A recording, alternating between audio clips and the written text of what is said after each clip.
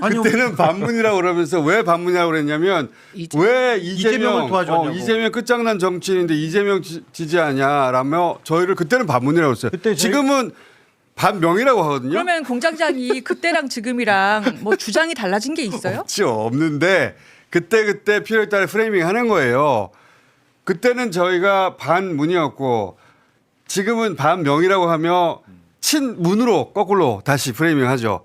너는 친문 부활을 꿈꾸니? 어떻게 부활을 시킨다는 거예요. 그럼. 문재인 대통령을 다시 출마시킨다는 겁니까? 오늘 무슨 전당대 얘기 좀 해보려고 하는데 먼저 정청래 대표가 어제 사퇴했어요. 예. 비서실장이셨으니까 아실 것 같아서 모셨는데 그러면 연임 도전하는 겁니까? 그렇다고 보는 게 상당히 합리적으로 보이죠. 말이 너무 긴 거 아니에요? 네, 제가 그렇습니다. 나오는데 네. 기자분들도 저한테 와서 묻길래 제가 그 얘기는 했습니다. 왜냐하면 만약에 그런 도전 쪽에 생각이 없으시다면 지금 시점에 굳이 그치. 사퇴할 뭐 이유는 없지 않겠느냐. 물론 아직까지는 정청래 정 대표께서 본인의 연임 도전에 대해서 본인 입으로 말씀하신 적은 없습니다. 준비 구성해야 되고 전준희 전당대회. 예 맞습니다. 그러면 전준이는 오늘 내일 뜨죠. 네, 준비 전에 네. 이제 거기 나갈 사람은 보직을 내려놔야 되는 거니까 그러니까 거기 맞춰서 지금 사퇴한 거구나 이렇게들 지금 생각하는 거잖아요. 근데 본인 입으로는 예. 그러므로 나는 출마하겠어. 연임 도전하겠어. 말은 아직 한 번도 안 한 거죠. 맞습니다. 저에게도 하지 않으셨으니까요. 저도 궁금해서 한 두 번 물어봤는데 한 2, 3주 전에는 안 하는 쪽에 더 무게가 실려 있었는데 어떻게 될지 모르지만 최근에는 하는 쪽으로 무게가 더 실린 게 아닐까? 라는 반응이었는데. 예, 저는 네. 몇 번의 경험이 있는데요. 이재명 대통령께서 대표 연임하실 때 그때 설왕설래 할 때 제가 대표님 독대에서 말씀드렸어요. 그 연임에 도전하게 되실 거고 그리고 고민하는 시간은 짧으면 짧을수록 좋다 이렇게 말씀을 드렸어요. 그리고 연임에 도전하셨습니다. 근데 왜 그런 말을 하게 됐냐면 당원과 지지자들의 요구가 컸어요. 그때는 뭐 매우 컸죠. 네, 매우. 예, 그랬기 때문에 근데 지금은 그런 경우입니까? 아니 거스를 수 없는 대세다 이렇게 생각했고요. 그때는 그랬죠. 네, 저는 이재명- 지금도 거의 마찬가지 상황이라고 생각합니다. 어떤 의미에서 예, 일단 거스를 수 없는 일부가 정청래 대표 책임론을 얘기하는데요. 그 지방선거? 네, 지방선거 책임론을 얘기하는데 제가 자료로 계속 분석한 결과 저는 이제 결론에 도달했습니다. 저는 우상호 당선자의 말이 가장 정확하다. 현실을 반영한다. 어떤 서울 말이요? 정원호가 져서 아쉽지만 이긴 선거다. 그래서 이긴 선거를 이끈 대표가 책임질 일이 없다. 이게 우상호 당선인의 말이고 더 나아가 판정승도 승리다. 이렇게 얘기했고 한정선 선수니까 그렇게 얘기했죠. 예, 서울에 대하여 제가 다시 한번 강조합니다만 서울을 대표라고 하면 민주당이 승리한 시의원 3분의 2 의석 그리고 구청장 17개 구의원도 이겼습니다. 시장만 진 거예요. 그래서 이것도 냉정하게 자료로 평가할 때 정원호 캠프의 선거 전략이 잘못됐다고 저 혼자 개인적으로 결론을 내렸습니다. 그래서 일단 지금 현재 제기되는 그 당 일부가 제기하고 그리고 언론이 재래식 언론들이 반복하는 뭐 거센 책임론 동의가 안 될 뿐만 아니라 잘못된 프레임이라고 생각을 합니다. 그렇기 때문에 선거에서 판정승이든 뭐든 이긴 대표가 연임하는 것은 저는 뭐 지극히 상식적인 일이라고 생각합니다. 그래서 네. 출마하실 것 같다 이렇게 당내에서 생각합니다. 이런 얘기를 많이 하잖아요. 당내에서 뭐 지금까지 많은 의원들도 그렇고 뭐 지도자 반열에 있는 분들도 그렇고 이 나라 주인은 국민이고 당원이 주인이다 얘기해놓고 지금 마치 특정인은 뭐 책임을 져야 된다. 안 나오는 게 대통령에 도움이 된다. 이런 얘기들은 맞지 않다고 봅니다. 왜냐하면 결국은 전당대회라는 게 누구나 피선거권이 있으면 나와서 선택을 받아보는 거예요. 저는 그런 측면에서는 그렇게 주장하는 분들도 크게 설득력이 없다. 예, 그리고 특히 제가 조금 하는 거는 그 연동시켜서 하는 분들이 있잖아요. A가 나오면 누가 나오면 나도 나가겠다. 그냥 그건 제가 페북에 이런 이미 분들은 썼고 전혀 맞지 않은 것 같아요. 네, 제가 페북에도 썼고 그리고 방송에 나가서도 정청래 나오면 송영길 나온다? 그 말 하시는 거예요? 그런 거죠. 뭐 누구 정청래 대표 나가면 나도 나가겠다는 분 계시잖아요. 그런 분들은. 근데 그런 거는 집권당 우리 민주당의 그 근데 그 논리는 어떻게 해서 만들어진 거예요? 정청래가 나오면 나도 출마할 거야는 어떻게 연결된 거죠? 본인이 아니, 이제 뭐 그거는- 각종 말씀하세요. 예, 송영길 의원이 한 얘긴데요. 저도 참다가 송영길 의원에 대해서는 도저히 못 참겠다. 그래서 제가 공개적으로 발언을 했기 때문에 말씀드리면 송영길 대표는 지방선거 과정에서도 그리고 지방선거가 끝난 다음에서도 무슨 정청래 대표를 표적으로 삼아서 저는 계속 사실에 근거하지 않은 비난을 해왔다고 생각합니다. 그리고 그 절정이 정청래 대표의 거취를 보고 나도 내 입장을 정하겠다는 요지의 얘기예요. 그래서 그게 받아들여지기는 정청래 대표가 출마하면 나도 당대표에 출마해서 그 이정희 과거 민주노동당 대표가 했던 그래서 정청래를 떨어뜨리겠다 가로 안에 들어있는 것 같아요. 그래서 정청래 대표가 다시 연임해서는 안 된다는 문제의식을 갖고 있는 네, 근데 그 문제의식의 근거가 갖고 있는 없다고 건데. 제가 지금 계속 얘기하는 겁니다. 그 당대표 책임론 지방선거에 있어서는 판정승이라도 이긴 선거기 때문에 책임을 요구하는 것이 전 안 맞다고 보고 또 하나는 법안 통과율 27% 있잖아요. 예, 법안 통과율이 낮다.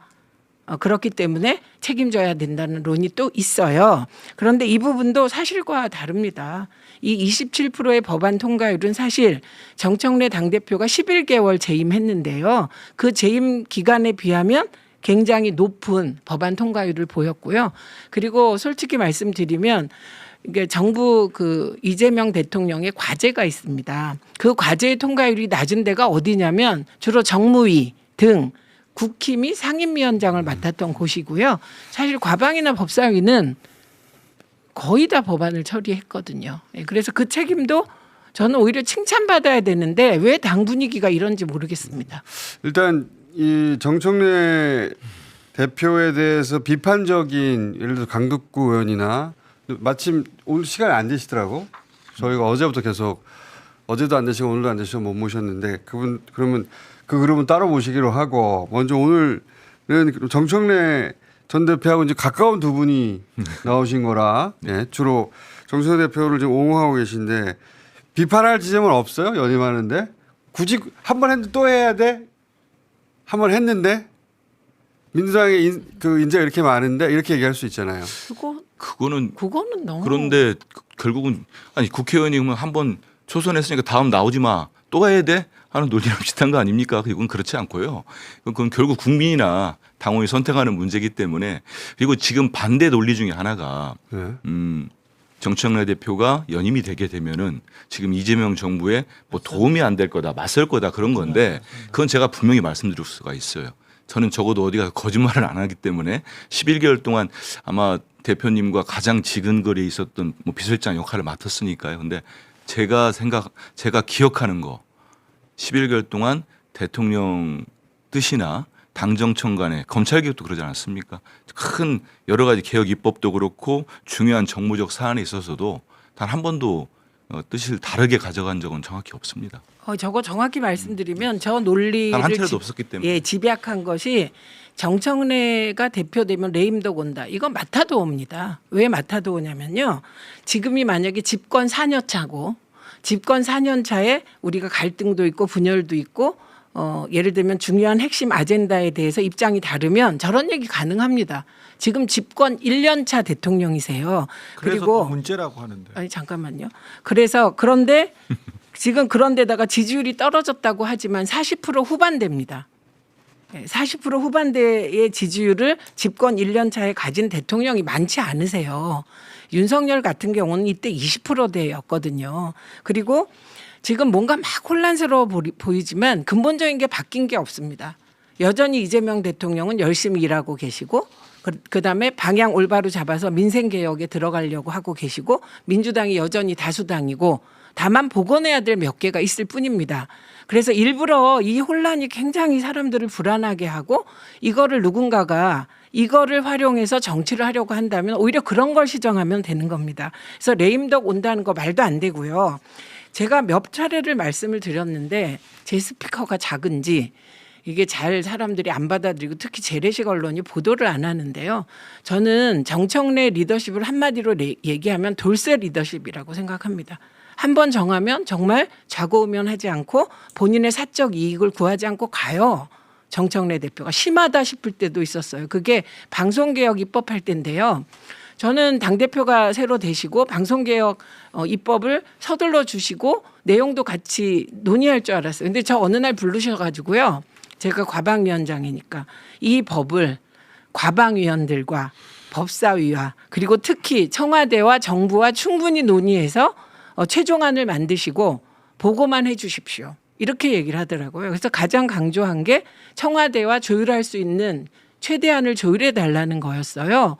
그래서 우리가 전문가인데 정 대표도 저도 조금 더 자율성을 가지고 하면 되지 않을까라고 생각했거든요. 그래서 방금 전에 주 기자가 말씀하신 집권 1년 차라 더 문제다.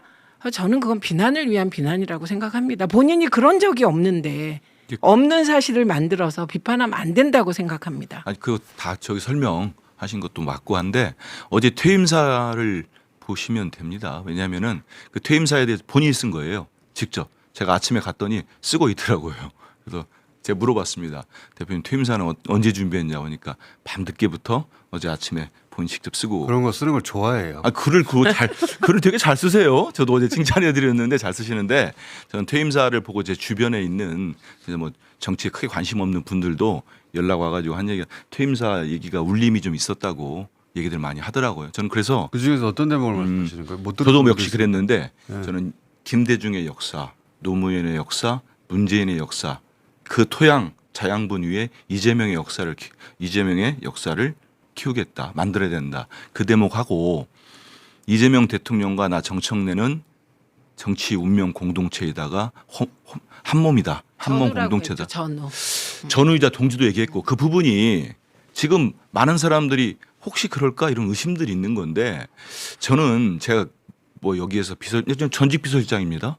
당직 실업자예요 이제 어제부터. 그래서 크게 제가 뭐 안 해도 됩니다. 정청래 전 대표 이렇게 옹호 안 해도 되는데 제가 겪어본 정청래는 진정성과 함께 단심이 있어요. 단심이 실제로 그런 그래서 충성심이 있기 때문에. 반명이라고 그 프레이밍 하잖아요. 뭐라고요? 반명이라고. 반명이 말이 되겠습니까? 그럼 저도 요즘 반명 수계라는 욕까지 먹고 있는데 저한테 여기도 아니 다 저기 반명이에요 지금. 수계 저 죄송한데 한민수 의원을 수계라고 하는 건 한 번도 못 봤고요. 왔어요 지금. 왜 모든 급을 수계는 높여서 왜 가만히 이렇게 있어. 어딨어? 수계 잠깐 말 좀 할게. 문자 좀 공개할게. 내가 그래서 오직하면은 반명 수계라고까지 왔길래 제가 우리 보좌진들한테 반명 졸개. 야 너무 급이 올라갔다 했는데 수계로 올라갔는데 아니 우리가 반명 비서. 우리 이재명 대통령님을 배출했고 한 민주당에 어떻게 반명이 있을 수가 있습니까? 그건 절대 그렇지 않습니다. 저는 이제 다른 건 다 친분이죠. 떠나서 네. 그 프레임은 정말 잘못되는 것 같아요. 집권 1년 차의 대통령에게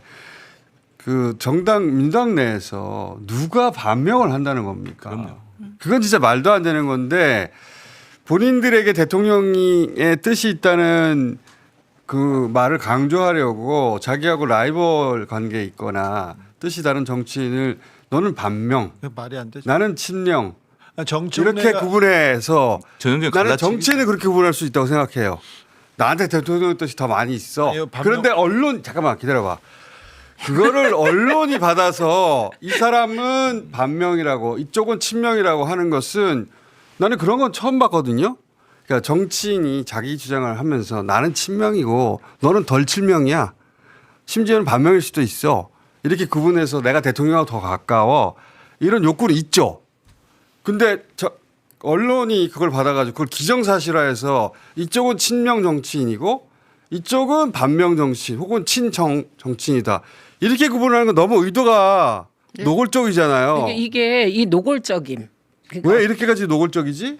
그거는 이제 납득하기 저는 어려워요. 본인들 이익을 위해서 이용하는 겁니다. 이게 갈라치기 아예 이용하는 건데 토론을 못하게 하는, 그러니까 아예 말을 못하게 하는 그렇죠. 효과가 있어요. 근데 지금 상황도 저는 당원의 한 사람으로서 당원들이 원하는 당원들이 있는데 그럼 당원들이 투표해서 당대표 누군지 뽑을 거라는데 그걸 왜 다른 예비 후보라는 분들이 뭐 아니면 어떻게 그렇게 지지하는 분들이 나오라 마라 하는지가 저는 이 상황이 잘 이해가 안 가요. 그러니까 마치 반명 친명 나눠서 너는 앞으로 무슨 어떤 대통령에 대해서 정책에 대해서 토론을 하든 너는 삐딱하게 보겠어. 라고 그냥 프레임 씌우고 시작하는 거잖아요. 말을 민주당의 못하게 미래를 하잖아요. 위해서 정청래가 부족해. 예를 들어서 총선 관리자로 부실해. 이렇게 말할 수는 있어요.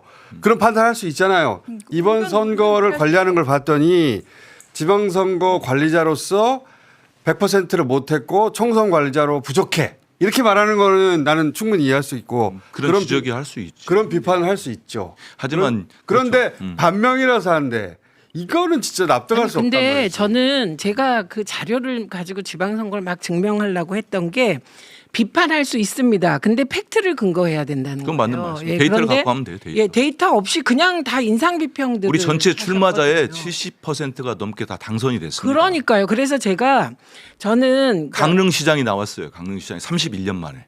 그래서 제가 지금 서울시장이 떨어졌잖아요. 총수가 얘기한 그래서 의원입니다만. 아니 총수가 얘기한 그 지방선거 관리자로서의 역할을 제대로 했나 본격적으로 토론해 보자는 거예요. 그렇지. 예, 그런데 토론을 안 하고 토론해야지. 자료도 없이 맞아요. 막연한 지적은 동의할 수가 없다는 얘기고 적어도 제가 2주 동안 자료 다 본 바에 따르면 서울시장도 서울을 대표했다. 그러면 당연히 저는 못 나와야 한다고 생각해요. 그런데 서울시장만 1점 몇 프로 졌고요. 시의원 3분의 1을 얻었고 구청장 17석을 얻었어요. 그럼 그 구청장도 다 진 거냐고요. 자, 그러니까 아니라는 거예요. 이 서울시장 가지고도 토론해야죠. 그러니까 지금 그게- 얘기하자. 자료로 토론하자고요. 지금 다 알고 토론할 있고 교차 때야. 투표가 네. 이루어졌고 저는 이제 지금으로. 아까 물어보셨으니까 어제 그 얘기를 하시잖아요. 정청래 정 대표가 마지막까지 의리를 지키고 이재명 대통령을 지킬 사람은 이 정청래다. 저는 그 얘기를 저도 똑같이 하고 싶어요. 지금 뭐 친명이다 하면서 당 대표에 대해서 지금도 그러고 있습니다. 몇몇 의원들 똑같은 뭐 우리 최민희 위원장님 말씀해도 아예 듣지도 않고 제가 얘기해도 듣지도 않고 무조건 나오지 말라. 그게 지금 정부에 도움이 될 거다 하는 이른바 저는 친명파리 하는 의원들이 좀 있는데 그분들 제 앞에 오면 제가 물어보고 싶어요. 나중에 대통령님 지지율 떨어지고 공공한 지경에 처할 경우가 만약에 생긴다면 너하고 나하고 누가 남아 있을 것 같냐? 아 진짜. 그런 둘 게 다 안 남을 수도 있죠. 생겨요. 근데 제가 볼 때는 저는 일단. 남아도 그 친구들 몇 명은 절대 안 남을 것 같습니다. 아니 그러니까 일단 그런 친명파리 상황이 얘기를- 안 와야지. 친명파리 얘기를 들으니까 갑자기 봉도사 생각이 나면서 예전엔 친문파리도 의원님하고 있었고. 다 이렇게 생각이 나네요. 어떤 예. 거? 친명파리 네. 얘기를 옛날에는 들으니까 친문파리도 있었어요. 맞아. 맞아. 옛날에 친노파리도 있었고. 좀 반복되죠. 네, 반복됩니다. 문재인 정부 초기에 왜 그럴까? 김어준 저희 반문으로 찍혀가지고 저 그때는 문재인 정권 때는 저를 반문이었어. 반문이라고 했어요. 반문 수개까지는 아니었는데 네, 그때는 그렇게까지는 프레임이 안 잡혔고 저하고 주진우를 반문이라고 했어요. 아니 왜? 제가 이재명 뭐 언제 친문으로 돌아선 거예요? 저희요? 아니요. 그때는 반문이라고 그러면서 왜 반문이라고 그랬냐면 왜 이재명을 도와줬냐고. 이재명 끝장난 정치인인데 이재명 지지하냐라며 저희를 그때는 반문이라고 했어요. 그때 저희- 지금은 반명이라고 하거든요. 그러면 공장장이 그때랑 지금이랑 뭐 주장이 달라진 게 있어요? 없죠. 없는데 그때 필요에 따라 프레이밍 하는 거예요. 그때는 저희가 반문이었고 지금은 반명이라고 하며 친문으로 거꾸로 다시 프레이밍 하죠. 너는 친문 부활을 꿈꾸니? 어떻게 부활을 시킨다는 거예요? 그럼. 문재인 대통령을 다시 출마시킨다는 겁니까? 여하간 그건 정치적 필요에 의해서 저는 프레이밍 할 수도 있는데 제가 제일 납득이 안 가는 건 언론이 거기 따라간다는 거예요. 제가 요 얘기 하려고 했는데 지금 여러분이 과거에 보시면 김어준 총수를 미워하게 생겼어요 언론인들이. 왜냐하면 보세요. 과거에는 조선일보가 쓰면 의제가 됐어요. 인사도 좌지우지했어요. 근데 그 영광이 깨지는 과정이 복잡했습니다. 왜냐하면 의제가 다양화되고 의제를 설정하는 주체가 다양화됐는데 거기에 한때 한겨레도 역할을 했고 오마이뉴스도 역할을 했고 경향신문도 역할을 했고 중앙일보도 역할을 했어요. 그런데 지금 여러분이 한번 보십시오. 이상하게 진보 언론들까지도 제가 이해할 수 없는 방식으로 뉴스공장을 공격하는 경우가 있단 말이죠. 그럴 수 있지. 예, 그게 왜 그러냐? 미울 수도 있지. 지금 진보의 의제를 주도하는 게 뉴스공장이기 때문이에요. 그래서 이런 그 의제 지형 속에서 의제 설정 능력이 줄어들거나 잃은 재래식 언론들이 민주당의 분열 과정에서 비집고 들어와서 그들이 생각하기에 덜 진보인 쪽을 응원하고 있는 겁니다. 저는 그렇게 판단합니다. 저는 저기 뭐 기자도 했습니다마는 기사가 되면 기자들이 기사 쓰는데 일반 당원들이 우리 공장장 말씀하신 것처럼 그런 정도의 뭐 이렇게 주장들을 하고 그건 기사되지 않아요. 결국은 유력 정치인들이나 국회의원들이나 이런 분들이 그걸 만든다고 봅니다. 만나서 만들던 뭐 연락을 해서 만들던 그런 프레임을 만드는 게 본인들에게 유리하다 그런 판단을 하고 있는데 그래서 저는 우리 뭐 자주 쓰는 얘기가 있잖아요. 이 선을 넘어서는 안 된다. 금도가 있는 거 아닙니까? 그래서 그 선을 넘는 거는 후유증이 클 수밖에 없어요. 그래서 지금이라도 서로 좀 자제하고 아니 자제하고를 얘기하다 보니까 갑자기 저도 좀 울컥해지려고 하는데 우리 정청래 대표 딱 한마디만 어제 그만두셨으니까 다시 옹호를 한다면 진짜 억울했습니다. 11개월 동안. 어떤 부분이요? 제가 다 상세하게 말씀할 수는 없지만 굵직굵직할 때 그냥 제목만 얘기할게요. 제목만. 그 지금 말고 전임 원내대표 때 우리 저기 특검법 연장할 때 정말 억울했어요. 제가 다 수첩에 적어놨었는데 마치 대표 억울한 점을 보고한 내용을 근데 다 보고했다는 거야. 나중에 제가 확인까지 해서 얼마 안 돼가지고 정청래 대표 억울함이 풀렸어요. 그거 기억나시지 그 않습니까? 특검 그리고 임명한 거 말하는 거죠? 연장하는 거예요. 아, 연장할 기한 때. 연장하는 예. 거. 그거 있었고 또 굵직굵직한 둘 중에 한 번 하나가 또 그 조우혁 신당하고 합당 제안 사태 때 그 억울함을 다 참고 그 욕을 먹었잖아요. 뭐가 최고위일 때. 억울했습니까 그때? 뭐 다 얘기하면 안 되죠. 왜냐하면 그 제안 배경과 아니, 지금요, 문제가 과정이 뭐냐면 있었는데 정청래 그때 결국은 잠깐만요. 아니 제 얘기를 좀 얘기를 억울한 좀 점을 해달라고 구체적으로 해달라고 지금 어떻게 다 얼마나 하는 거는. 답답해하시는지 듣는 분들이 왜냐하면 의견을 좀 통일해 주세요. 그럼 근데 아니 얘기해달라고요. 그거는 그러니까 왜냐하면 왜 안 하는지는 다 아시잖아요. 왜냐하면 그 얘기 안 했었는데 그 반대하는 쪽 최고위원 한 분이 본인 페북에 글을 올려서 상당 부분이 아, 알려져 버렸지 강덕구 않습니까? 최고요? 그러니까 예. 알려졌는데 그 내용들이 있을 때 정청래 대표 단 한마디도 안 했습니다. 그 제가 에피소드 하나 말씀드릴게요. 그 강덕구 최고위원의 페북이 터졌을 때 빗사고로 사라졌지 않습니까? 그때 누군가가 캡처를 했어요. 그리고 저한테 알려줬습니다. 그래서 제가 대표께 보고를 드렸어요. 아 이런 페북이 글이 올라왔었답니다. 하니까 정청래 대표의 첫 반응이 큰일이네. 이거 혹시나 누가 될 수도 있는데 대통령께 그 걱정을 하더라고요. 이거 제가 이제서 얘기하는 겁니다. 아 이거 그런 답답하실 과정들이 다 텐데 있었어요. 그래서 그러니까 되게 여기까지- 억울했다. 재미는 여기까지만 하시죠. 다시 그거를 꺼집어내가지고 저도 여기서 여기까지만. 또 이야기를 시작할 그러니까 여기까지만 일은 하겠습니다. 아닌 것 같고 왜냐하면 합당 책임을 정청래 대표에게 그 묻는 지금 건 강덕구 부당하다 그 말이죠? 강덕구는 여기 없잖아. 본인이 본인 변호를 할 수 없으니까 예. 그 얘기는 여기까지만 해놓고 강덕구 의원을 따라오셔서 제가 한번 들어보겠고 이 얘기도 저 궁금한데 당 내에서는 지금 지지율 당의 지지율도 흔들리고 대통령 지지율 흔들리는 것에 대해서 여러 측면에서 분석이 있을 거 아니에요. 시각도 있고 이거는 지방선거를 졌다고 생각하는 정청래 책임이다. 당대표 책임론도 등장하고 또 뭐 저는 이게 코어 지지층이 흔들린 거라고 이제 해석하고 있는데 그렇게도 해석하고 여러 해석이 있을 수 있는데 두 분은 어떻게 생각하십니까? 이 지지율이 흔들리는 본질적인 이유에 대해서. 선거 결과에 대한 그런 것들이 좀 출발을 했다고 봅니다. 왜냐하면 이겨야 할 곳을 졌다 이런 부분이 있었는데 그때 완전히 이제 기름을 얹은 게 결국은 선거용지 부족 사태 이건 크다고 봐요. 이게 근데 예. 선거용지 투표용지. 쪽 사태도 여러 가지 트리거 중에 하나긴 하죠. 근데 그게 지금까지 이렇게 지속적으로 전방위로 지지율 대통령 지지율까지 끌어내리는 좀 겁니까? 나눠보면요. 예. 그 2030 세대 젊은층 거기는 분명히 투표용지 부족 사태가 영향을 많이 네. 줬다고 보고 있고요. 그러면 각종 지표상에 나오는 음. 4050이랄지 5060 세대는 최근에 이제 뭐 우리 여권 내에서 전당대회를 둘러싸고 누가 나간다 그런 그런 얘기들이 어떤 식으로든지 영향을 당내 분란? 줬다고 봅니다. 꼭 저는 분란이라는 표현을 쓰지는 않는데요. 갈등 뭐 갈등이라고 쓰지 않고 싸움? 건전한 경쟁? 관계 하는데 저랑 아주 가까우신 분이 최근에 저한테 한 얘기가 있어요. 자기가 내 마음이 좀 식어가는 것 같다고 해서 제가 그러지 말라고 했었는데 뭐 그걸로 대신하겠습니다. 마음의 온도가 낮아지고 식어간다는 표현 혹은 뭐 좀 여러 가지 하시더라고요. 표현을 팔짱을 꼈다는 표현도 있고 많은 표현이 있는데 근데 이제 지금 말씀하신 요인들도 작용했겠죠 당연히 네. 선거 결과나 당내 뭐 경쟁이나 좋은 뉴스는 하나도 안 나오고 그리고 그 잠실 사태나 다 그렇게 영향을 미쳤겠지만 그게 전부일까요?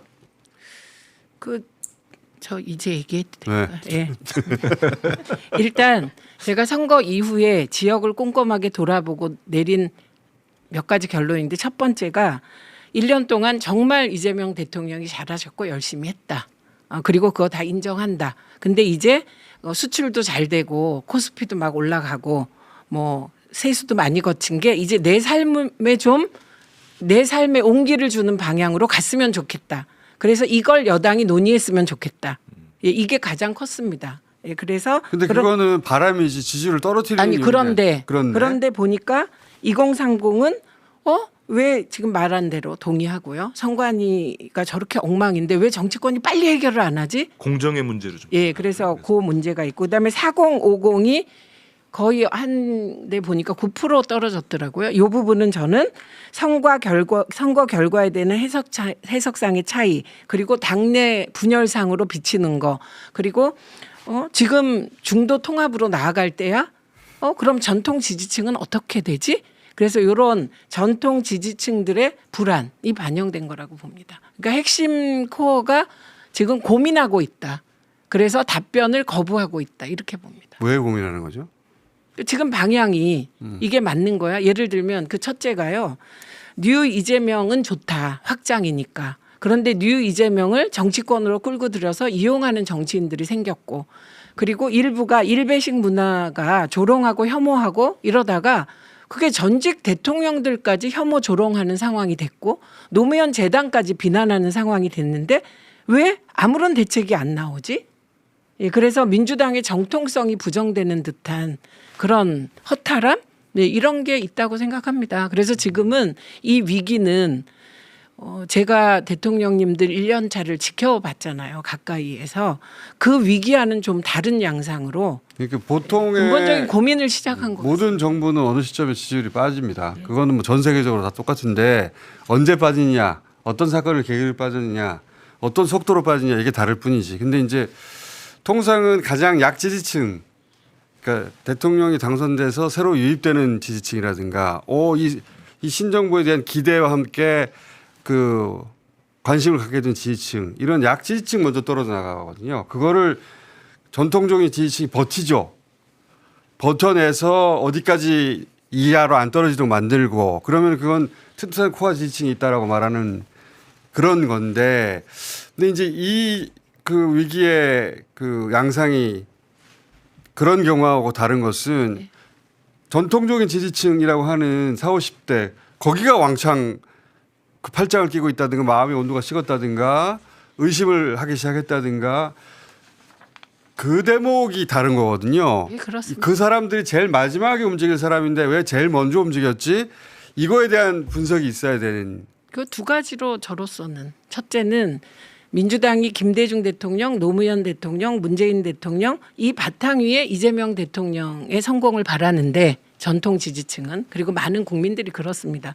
그런데 갑자기 문재인 대통령을 비난하면서 문재인 대통령의 역사를 지우려고 하다가 이것이 이제 노무현 대통령까지 가고 재단까지 흔드는 상황이 됐으니까 이 상황에서 이게 말이 돼? 이런 생각이 하나 확실히 있을 것 같고요. 그다음에 민주당이 이제 대통령은 집권을 하시면 모두의 대통령이 되셔야죠. 그러나 당의 지향은 분명해야 된다고 생각합니다. 검찰 개혁을 한다. 그랬으면 마무리를 하고 끝내야 되고요. 언론 개혁을 한다. 그러면 언론 개혁도 끝내야 되고요. 그리고 민생 개혁에서 3차 상법 개정도 우리 이렇게 할 거야 해서 당은 개혁의 기치를 분명히 하고 가야 됩니다. 그런데 요 검찰 특히 검찰 개혁 부분 노무현 대통령님의 트라우마까지 얹어져서 우리 지지층한테는 이걸 잘못했을 경우 우리가 이재명 대통령을 못 지키는 거 아니야? 이런 생각 때문에 있죠. 예, 그 부분에 대해서 확실하게 답을 안 주기 때문이에요. 저는 그래서 전당대회 과정에서 검찰 개혁에 대한 확실한 태도 그리고 보안 수사권은 그 이름이 이상한데요. 재수사권은 안 준다 검찰에 검찰청은 폐지한다 이걸 분명히 해가면 저는 지금은 마음이 조금 식은 정도지 외면하는 상황은 등을 돌리진 아니거든요. 않았어요. 예, 그래서 네. 다시 돌아올 거다 민주당이. 그러니까 정확하게 원인을 파악해서 적시도 중요합니다. 네. 적시에 정확한 대응을 해주면 당연히 돌아오죠. 돌아와야 하고. 근데 이제 정확한 원인 분석이 됐나? 그리고 적시에 대응이 나오나? 이거를 이제 조마조마하며 바라보고 있죠. 네. 지지자들이 네. 조마조마하며 바라보고 있는데 이제 그렇게 그 아직은 막 적시에 또는 효과적인 대응이 막 쏟아지진 않으니까 막 마음이 불안해가지고 이런 질문들을 하게 되는 건데 네. 그 노무현 재단 지난번에 나오셨을 때 네. 해명하지 말고 말도 안 되는 이야기들이니까 그냥 그 고소고발 하시라고 했더니 어머 그런 방법이 있네 했는데 실제 최근에 그 노무현 재단 관련 허위사실 유포 명예훼손 제보를 받기 시작하시더라고요. 예. 그러니까 재단에서도 지금 상황을 굉장히 엄중하게 보고 있고 노무현 재단에 대한 공격이 아니잖아요. 사실 이게 노무현 대통령님이라는 우리의 정신적인 상징에 대해서 흔들려고 재단을 흔드는 거다 이렇게 판단을 해서 차성수 이사장님 결정으로 해서 우리가 노무현 재단 관련 허위사실 유포 및 명예훼손 제보 창구를 열었어요. 지금 QR 코드가 화면에 뜨고 있는데 이 QR 코드를 찍으시면 최민희 의원님 해보셨죠? 네. 찍으시면 바로 그 제보 링크로 들어가실 수가 있어요.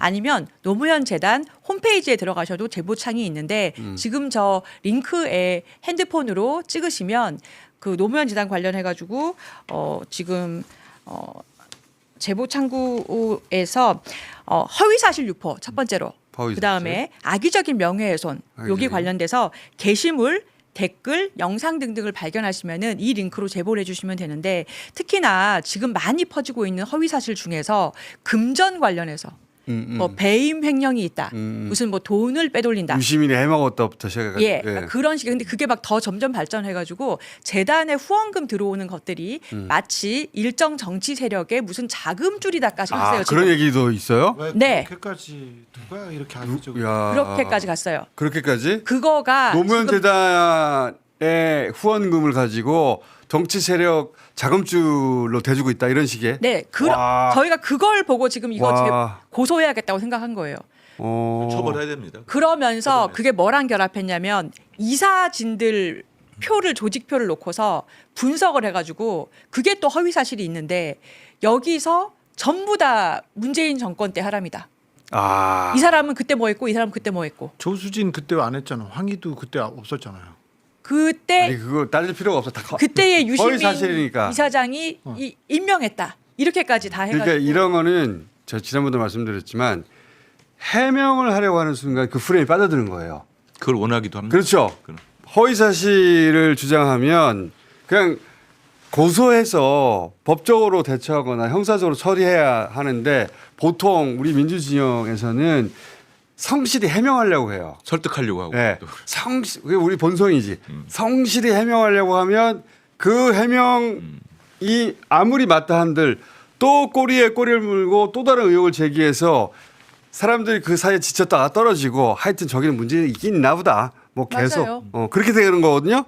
그 초장이에요. 초장에 이때까지 해왔던 대응대로 하지 말고 딱 끊어서 고소고발 하십시오. 그래야 될 것 같습니다. 그래서 저희도 시민 제보를 지금 받고 있어요.